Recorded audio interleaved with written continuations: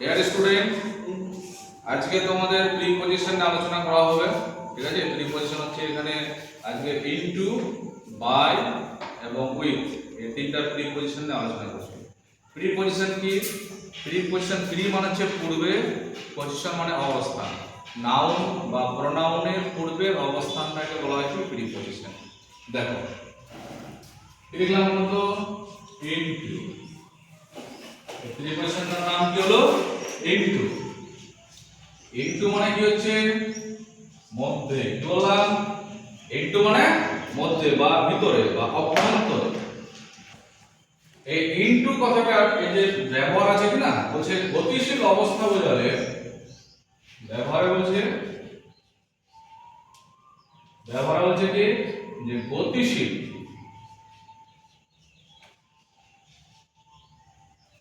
গতিশীল অবস্থা বোঝালে ইনটু প্রিপজিশন বসে।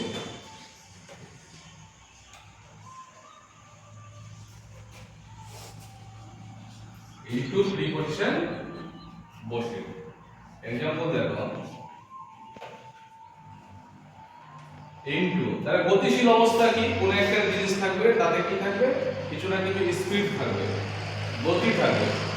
ঠিক আছে, এই ক্ষেত্রে ইনটু বসাতে হবে।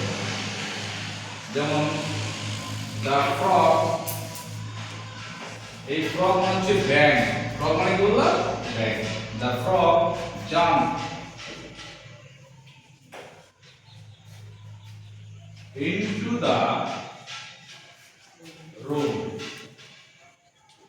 ঠিক আছে, রুমের ভিতরে ফ্রগ ব্যাংটা কি করতো? লাফাতো।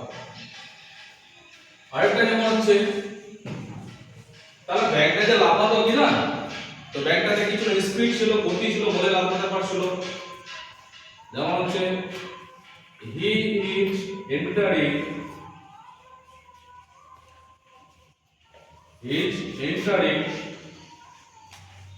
into the class। He is entering into the class। ক্লাসের ভিতরে সে কি প্রবেশ করিতেছে। তাহলে সে এখানে সাবজেক্ট, ক্লাসের ভিতরে যে প্রবেশ করছে কি না, তাহলে হি এর মধ্যে কি আছে? স্পিড আছে, গতি আছে বলে ক্লাসের মধ্যে কি করতে পারছে? প্রবেশ করতে পারছে বলে এখানে কি হলো? ইনটু কথাটা ব্যবহার। এই ব্যাপারটা গতিশীল অবস্থা, এটা হচ্ছে মেন পয়েন্ট। এটাকে মনে রাখতে পারলে হয়ে যাবে। এবার দেখো নেক্সট প্রিপজিশন কি হচ্ছে? বাই। প্রিপজিশনের নাম কি বললাম? বাই। ঠিক আছে, বিওয়াই, বাই।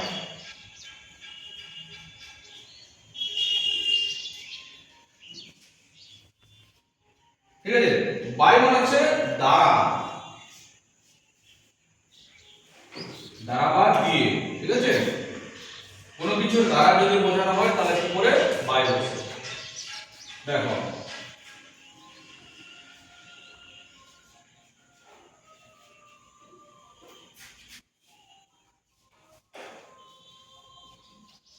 কোনো কিছুর দ্বারা বোঝালে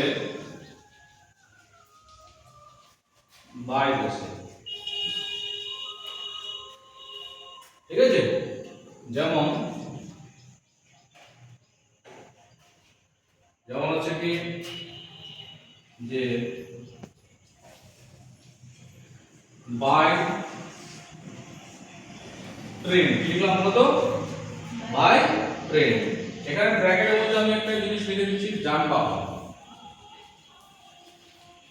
ঠিক আছে, তাহলে কোনো কিছুর দ্বারা বোঝালে বাই বসে ব্র্যাকেট। কোনো কিছুর দ্বারা বলতে এখানে কোন জিনিসটাকে আমি উল্লেখ করলাম? যানবাহনকে উল্লেখ করলাম। ঠিক আছে, তাহলে এখানে কি বললাম? By train.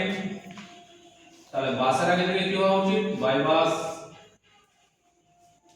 ঠিক আছে, তারপরে হলো বাই বাইসাইকেল,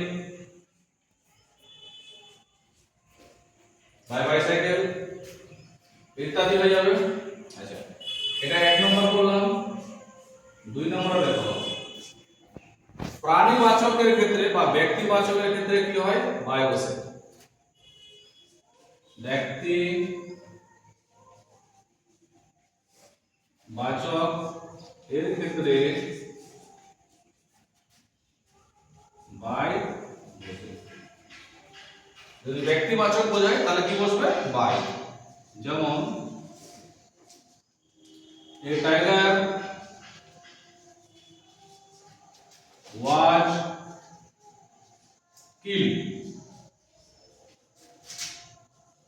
বাই রাম। তাহলে এখানে রামটা কি হলো, ব্যক্তি হলো, ঠিক আছে। আর এই ব্যক্তিবাচকের জন্য এখানে কি বসালাম, বাই বসালাম। তাহলে ব্যক্তিবাচকের ক্ষেত্রে কি বসে, বাই বসে, ঠিক আছে। এবার দেখো উইথ,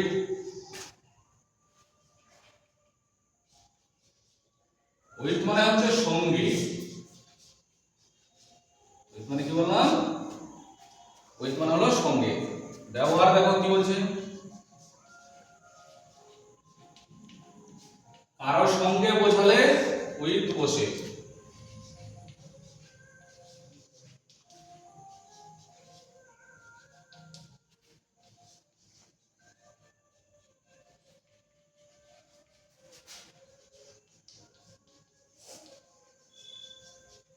কারো সঙ্গে বোঝালে উইথ বসে। দেখো এদিকে লিখে আসছি এক্সাম্পলে, দেখো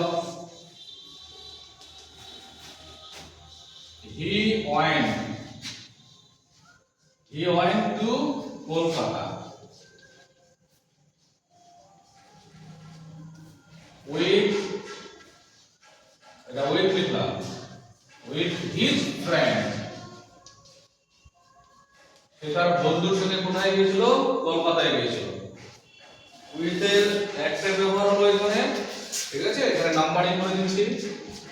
এবার উইথ এর 2 নম্বর ব্যবহার দেখো,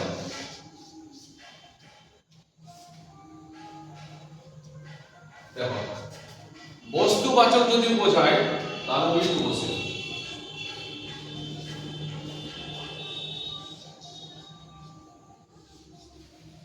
বস্তুবাচক বোঝালে,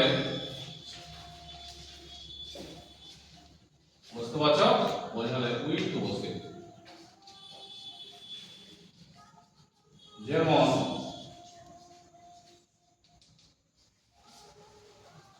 Ram killed a tiger with a gun, এখানে গান মানে কি হচ্ছে, বন্দুক। তাহলে রাম একটা বাঘকে হত্যা করেছিল কি দিয়ে, গান। গান মানে হচ্ছে বন্দুক। এই যে গানটা একটা বস্তুবাচক কি না, যার কারণে এখানে কি বসালাম, উইথ বসালাম। বোঝা গেছে এই পর্যন্ত সবারই? ওকে।